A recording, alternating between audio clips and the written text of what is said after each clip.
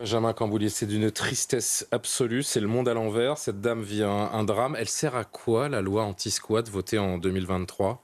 En fait, là, le piège, c'est que paradoxalement, elle a commencé par louer une chambre Oui. légalement. Le squat, c'est donc l'occupation sans bien ni titre du bien d'autrui. Donc vous arrivez illégalement, vous changez les serrures, vous restez.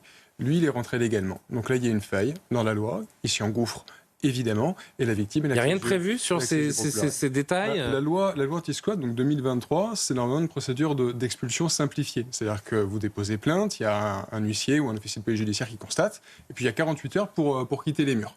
Sauf que le préfet il va refuser d'accorder le concours de la force publique s'il y a effectivement la trêve hivernale, s'il y a une particulière vulnérabilité du squatteur. Oui, parce qu'on a entendu dans le sujet, à partir du 1er novembre, c'est mort. Exactement, parce que le squatteur est jugé comme étant vulnérable, donc vous ne pouvez pas employer la force. Ce qui se passe, c'est que le système, encore une fois, il oublie la victime.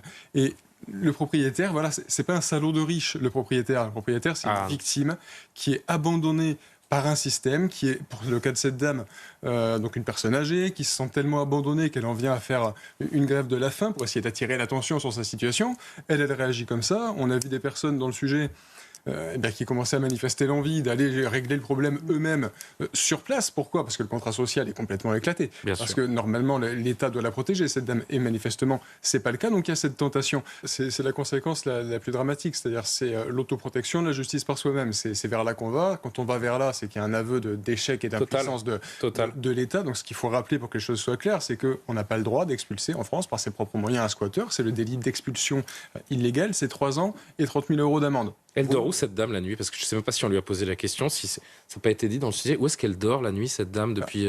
En tout cas, ce qui est certain, c'est qu'elle ne dort pas dans son domicile, parce que son domicile est devenu, c'est ça qui est inaudible, mais est devenu le domicile du squatteur. Et c'est pour ça qu'elle est accusée de violation de domicile. Parce que c'est le domicile du squatteur. Donc il y a une urgence, mais absolue, à inverser la situation pour que le rapport de force ne soit pas en la faveur du squatteur. C'est quand même l'évidence.